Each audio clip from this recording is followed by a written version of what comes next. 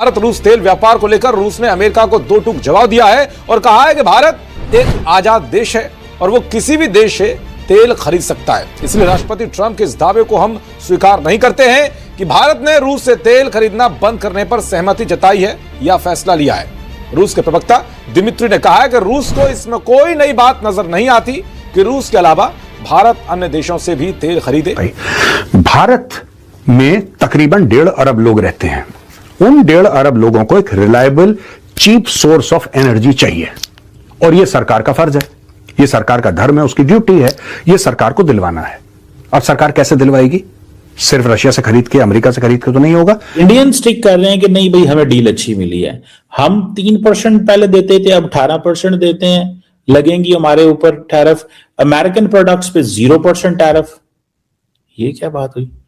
इसको बहुत सारे लोग लेकर के परेशान है। तो वो जो वर्ल्ड ऑर्डर बना रहे हैं, ट्रेड वाला world order, because political world order तो उन्होंने डिस्ट्रॉय कर दिया है, क्योंकि वो जिस पे चाहते हैं वो अटैक कर देते हैं। गाजा में वो खुद का गाजा पीस बोर्ड बना देते हैं। तो फॉर मतलब ट्रम्प साहब will be known in the history as a major disruptor. He has completely change, जिसको कह दिए कि वर्ल्ड ऑर्डर तो उन्होंने तहस नहस कर दिया। तो इसीलिए मैंने बोला कि 40+ देशों के साथ भारत का तेल खरीदना, ये सब जो है 40+ कंट्रीज से India buys energy, not only one. अब ये देखिए साहब, ये चार्ट है। मैंने आपको कल एक और बात कही थी, और ये जो मैंने आपको बात कही थी, मुझे लगता है वो सारे अमेरिका के अंदर वही बात हो रही है। ठीक है, सारे अमेरिका के अंदर यही बात हो रही है कि जो इंडिया ईयू डील हुई है ना, इंडिया यूरोपियन यूनियन जो डील हुई है, उस डील ने बेसिकली ये महसूस किया कि क्या अमेरिका अपनी स्पेस छोड़ तो नहीं रहा। मैं क्या बोला? एक तो ये झूठ बोलती है मैडम, ऊपर से ज्यादा पढ़ी लिखी भी नहीं है। She is not very bright and she is a liar also. अब मैं आपको प्रूव करता हूं क्यों। भारत पिछले साल 5 बिलियन का तेल अमेरिका से खरीद चुका है पिछले साल, और भारत अमेरिका से तेल खरीदता आया है, कम खरीदा है। पर ये जो कह रहे हैं ना कि अब भारत यूएस से तेल खरीदना शुरू करेगा, शुरू भारत तो पहले से खरीद रहा है। वो भारत वेनेजुएला से तेल खरीदना शुरू करेगा। अरे भारत वेनेजुएला से 10 साल से तेल खरीद रहा है, 10 साल से तेल खरीद रहा है भारत वेनेजुएला से। आज से को खरीद रहा है। India buys oil from 40 countries plus, 40+ countries से भारत तेल खरीदता। उसमें से यूएस भी है, उसमें इराक भी है, उसमें सऊदी अरब भी है, उसमें रशिया भी है, उसमें वेनेजुएला भी है, उसमें बहुत सारे देश हैं। भारत हर जगह से तेल खरीदता है, कभी किसी से ज्यादा हो जाता है, कभी किसी से कम हो जाता है, दैट्स इट। तो Karoline Leavitt is making up stories, she is making up stories. $500 अरब की इन्वेस्टमेंट अमेरिका में, this is a fraud, this is a lie. ऐसा हां, भारत इन्वेस्टमेंट करेगा अमेरिका में, नो डाउट। $500 अरब नेवर। जो मैंने पुरानी स्लाइड में आपको बताई, भारत में तकरीबन 1.5 अरब लोग रहते हैं। उन 1.5 अरब लोगों को एक reliable cheap source of energy चाहिए और यह सरकार का फर्ज है, यह सरकार का धर्म है, उसकी ड्यूटी है, यह सरकार को दिलवाना है। अब सरकार कैसे दिलवाएगी? सिर्फ रशिया से खरीद के, अमेरिका से खरीद के तो नहीं होगा। तो इसीलिए मैंने बोला कि 40+ देशों के साथ भारत का तेल खरीदना, यह सब जो है 40+ कंट्रीज से India buys energy, not only one. अब ये देखिए साहब, ये चार्ट है और ये जुलाई 2025 तक की है, यानी कि करंट नहीं है, ये 6-7 महीने पुरानी है, लेकिन फिर भी इससे एक आपको इंडिकेशन मिल जाता है। ये रूस से तेल खरीद रहा है। ये देखिए जनवरी 2016 कम, ये भी कम है, थोड़ा सा 17 में ज्यादा हुआ, फिर 18 में कम हुआ, फिर 19 में हुआ, फिर 19, 20 कम, 21 कम, 22 और सडनली 2022 का ये देखिए साहब, जनवरी 2022 में कम और फरवरी के बाद शूट अप हुआ। ये देखिए साहब, ये देखिए साहब, ये जो आप स्काई स्क्रेपर देख रहे हैं ना, ये गगनचुंबी इमारतें, ये क्यों है? ये यहां से अचानक क्यों बढ़ा? यहां पे लड़ाई शुरू हो गई।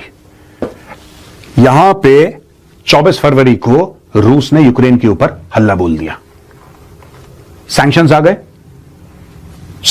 लोगों ने तेल खरीदना बंद कर दिया, लिहाजा रशिया ने उसके ऊपर मैसिव डिस्काउंट दिया, भारत ने खरीदना शुरू कर दिया।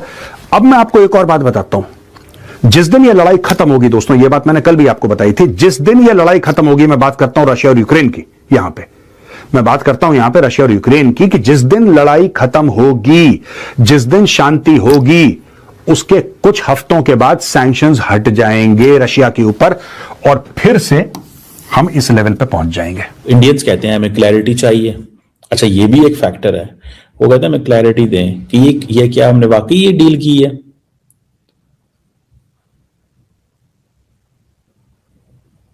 अब अच्छा, स्कॉट बैसनेट जो हैं उन्होंने थोड़े दिन पहले ये कहा था कि इंडिया के ऊपर 25% टैरिफ कम कर दिए जाएंगे बिकॉज के बड़ी रिडक्शन हुई है, रशियन ऑयल पे बहुत कम खरीदना शुरू कर दिया।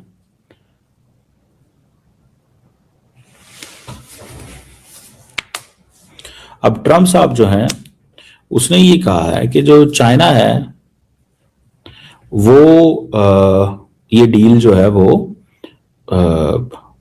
मतलब ये deal they are going to do this, कि चाइना भी पहले वेनेजुएला से लेता था, अब चाइना भी अमेरिका के जरिए वेनेजुएला से तेल लेगा। इंडिया के कंट्रोल में अब वेनेजुएलन ऑयल है। अब वो चाइना को भी कहते हैं कि कम और डील करो हमारे साथ, इंडिया को भी कहते हैं कि तुम तेल लो, तुम वहां से क्यों तेल लेते हो, हमारी कंपनी है वहां पे। दोस्तों, अंतरराष्ट्रीय राजनीति इन दिनों एक दिलचस्प मोड़ पर खड़ी है, जहां हर बयान अपने आप में एक नई बहस को जन्म दे रहा है। हाल ही में अमेरिका के पूर्व राष्ट्रपति डोनाल्ड ट्रंप के एक दावे ने वैश्विक स्तर पर हलचल मचा दी। उनका कहना है कि भारत और अमेरिका के बीच हुई बातचीत के बाद भारत अब रूस से तेल खरीदना कम या बंद कर सकता है। इस बयान के सामने आते ही कई सवाल खड़े हो गए, क्योंकि भारत और रूस की रणनीतिक साझेदारी दशकों पुरानी रही है और सिर्फ ऊर्जा ही नहीं बल्कि रक्षा और कूटनीति में भी दोनों देशों के रिश्ते मजबूत रहे हैं। भारत के प्रधानमंत्री नरेंद्र मोदी की ओर से इस विषय पर कोई आधिकारिक पुष्टि नहीं आई है, जिससे यह और साफ हो जाता है कि अंतरराष्ट्रीय मंच पर कही गई हर बात अंतिम सच्चाई नहीं होती।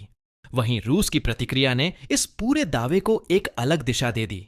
रूस ने स्पष्ट शब्दों में कहा कि भारत एक संप्रभु राष्ट्र है और वह अपनी ऊर्जा जरूरतों के लिए किसी भी देश से व्यापार करने के लिए स्वतंत्र है।